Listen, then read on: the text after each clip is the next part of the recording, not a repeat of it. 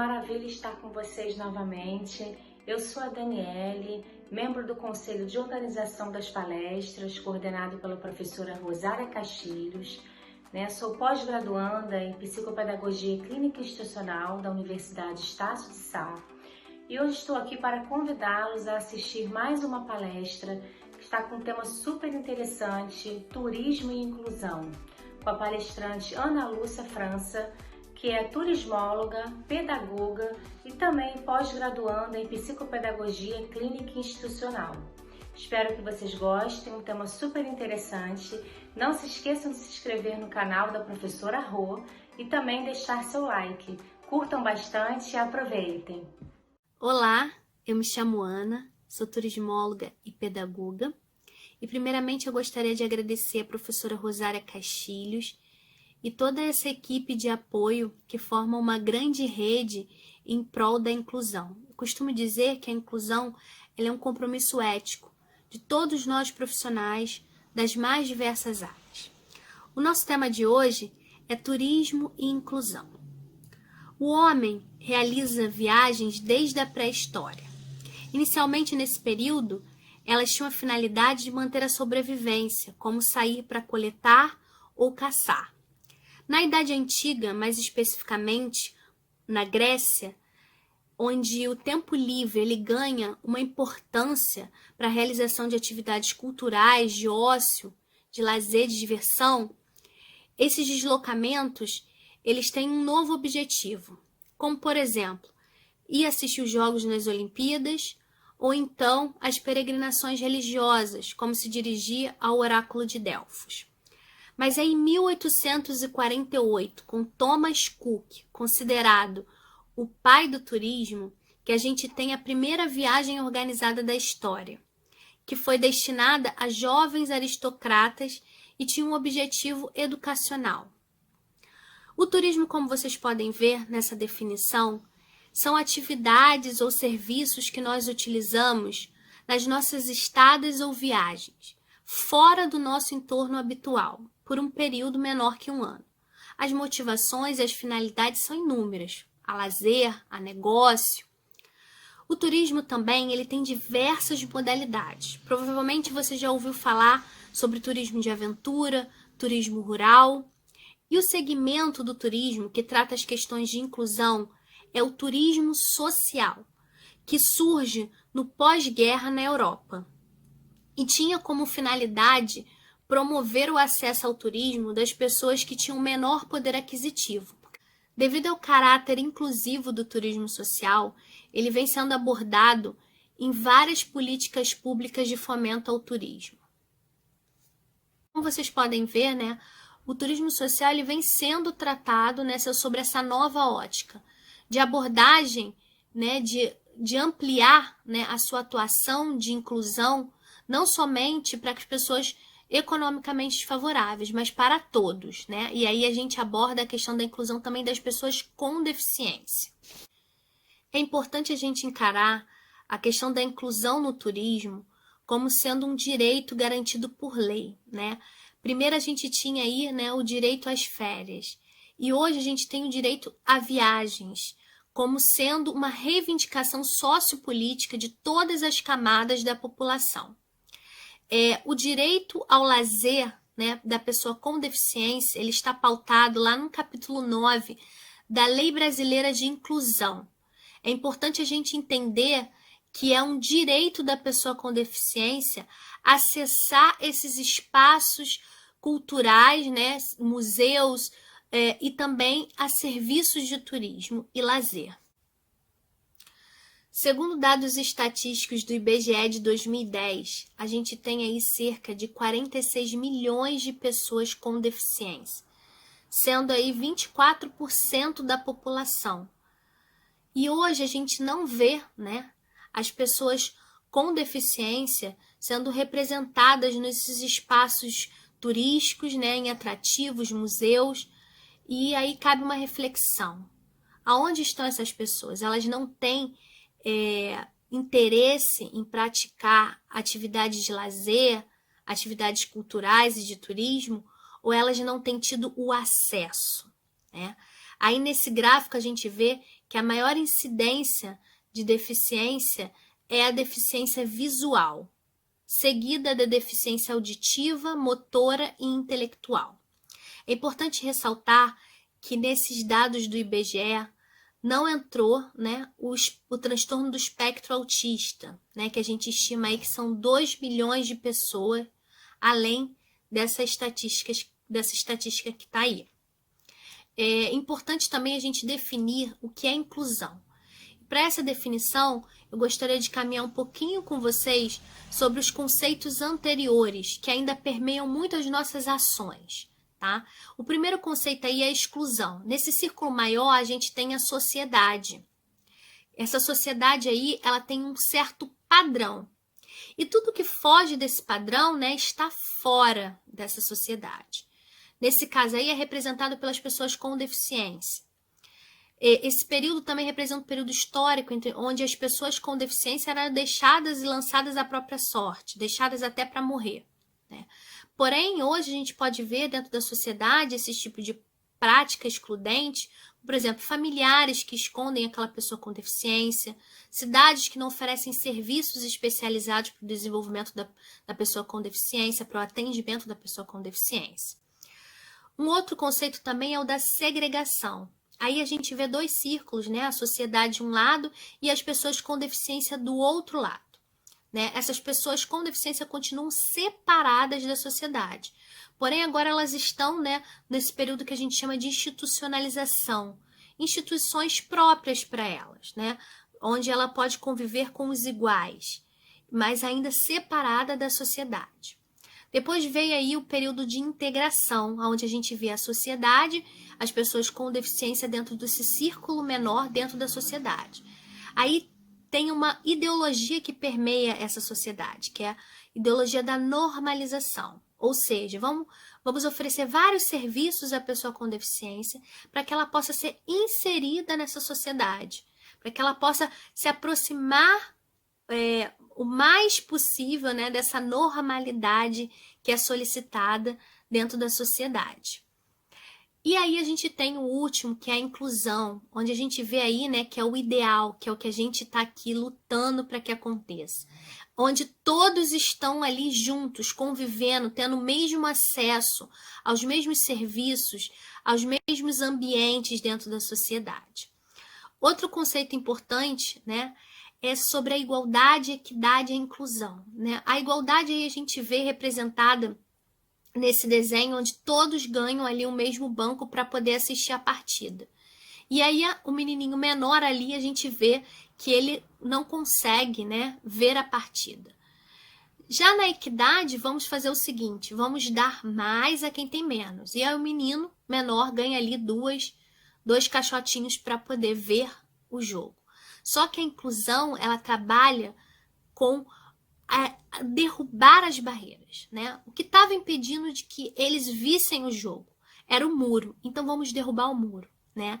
Essa inclusão é ir além, né? É fazer com que a sociedade é que tem que se adaptar. A pessoa com deficiência, ela não está errada por ter uma deficiência, né? Somos nós que não estamos capacitados para oferecer os suportes necessários, né? Porque a deficiência ela existe quando existe a limitação. Quando a gente não tem a limitação, a gente não tem essa deficiência. Eu gostaria que vocês assistissem esse vídeo para a gente poder refletir um pouquinho sobre esses conceitos e sobre as nossas práticas do dia a dia que permeiam aí esses outros conceitos anteriores à inclusão.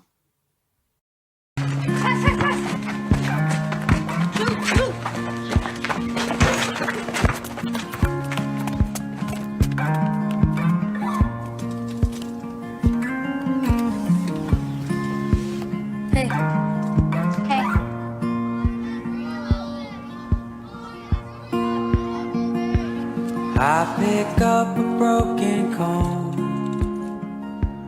run it through my thin gray hair. Though I don't have any plans tonight, I'm not going anywhere. Well, I should have seen this coming. Don't know why I'm surprised. When the best of us steps up, our nation stands a little taller. We all play for Canada. A gente pôde ver aí no vídeo, né? A atitude desse menino foi totalmente, né, o que a gente espera que seja, né? Ele teve essa sensibilidade de perceber que tinha uma criança ali que estava fora do jogo. Então vamos adaptar esse jogo para que essa criança possa participar também. Eu sempre digo que quando a gente trabalha com a inclusão, né, a gente tem essa figura aí que representa a empatia, né, que a empatia é se colocar no lugar do outro, mas a inclusão, ela requer da gente, né, uma atitude que vai além, como a alteridade, né, que a alteridade é a gente ver o outro tal como ele é, sem preconceito, sem discriminação. Outro conceito muito importante, né, para a inclusão acontecer dentro do turismo é a acessibilidade. O que é acessibilidade? É garantido o direito de ir e vir, né, com segurança e autonomia, né? Às vezes a gente pode pensar, nossa, a gente está aqui discutindo o direito de ir e vir, porque muitas pessoas têm esse direito diariamente negado, tá?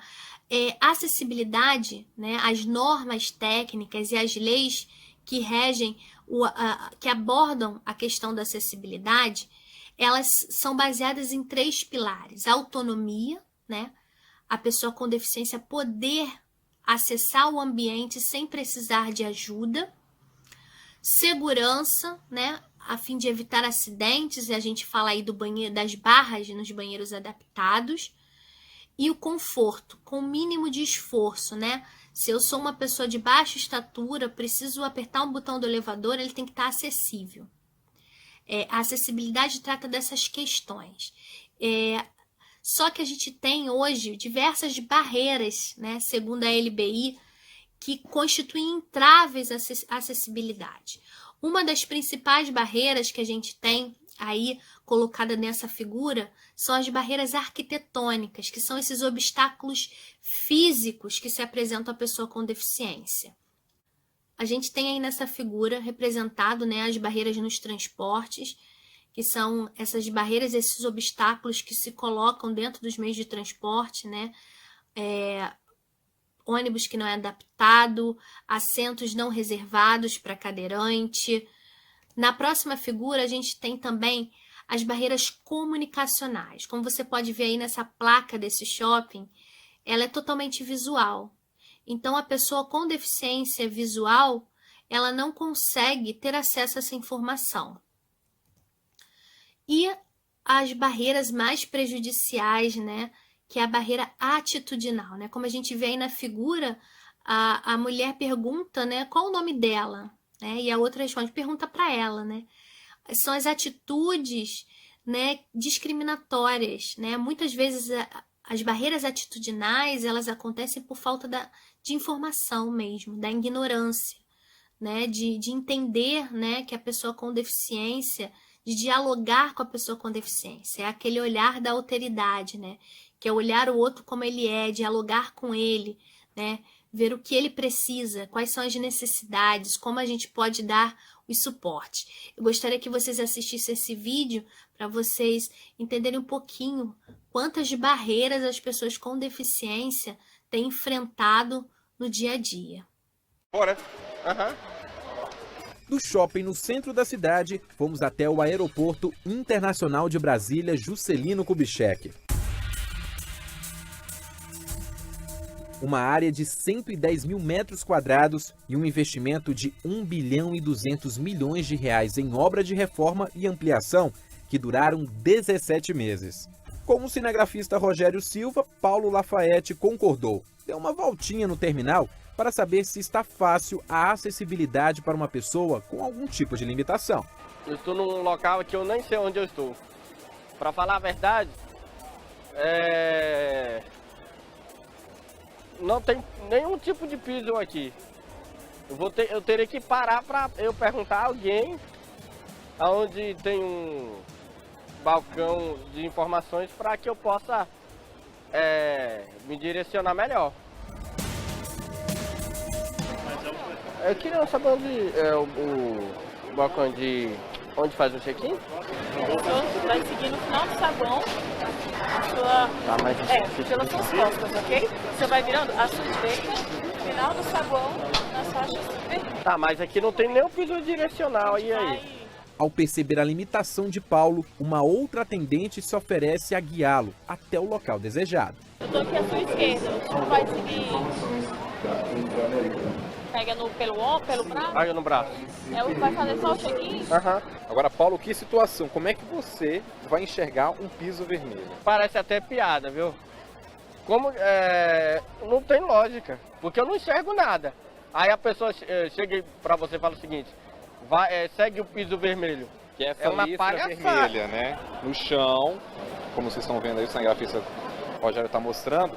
Para você, tem que ser um piso tátil. Sim.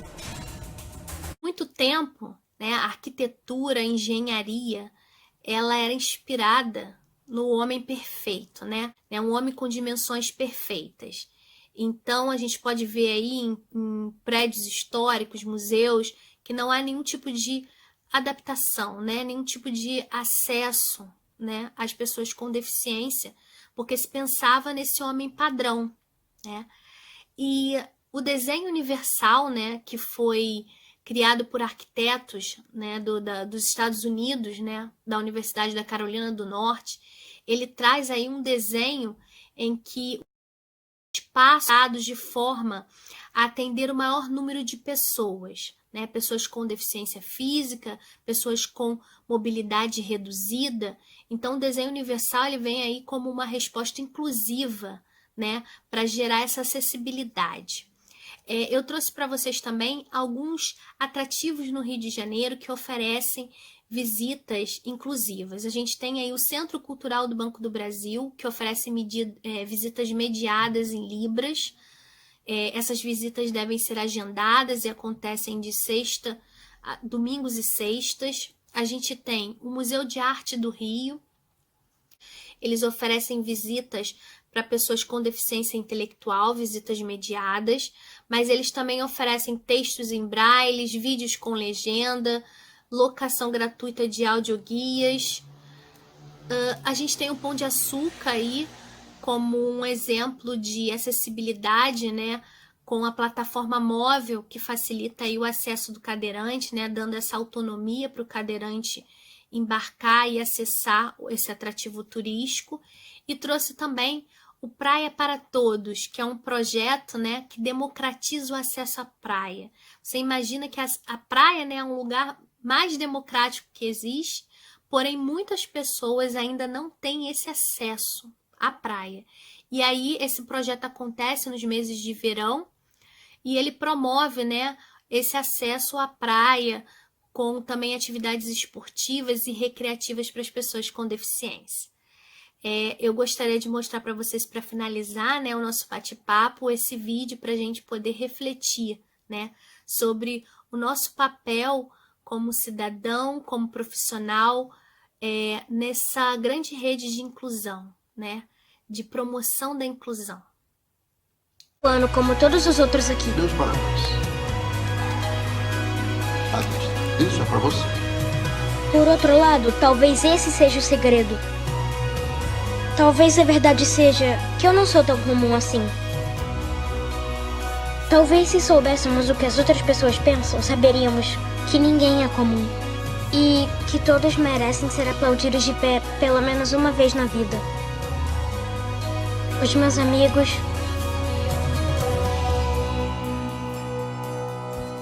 meus professores, a minha irmã por sempre ter estado ao meu lado, o meu pai por sempre nos fazer rir e com certeza minha mãe por nunca desistir de nada, principalmente de mim. E como último preceito que o Sr. Brownie nos deu, seja gentil, porque todo mundo enfrenta uma batalha. E se realmente quiser ver como as pessoas são, só o que precisa fazer é olhar.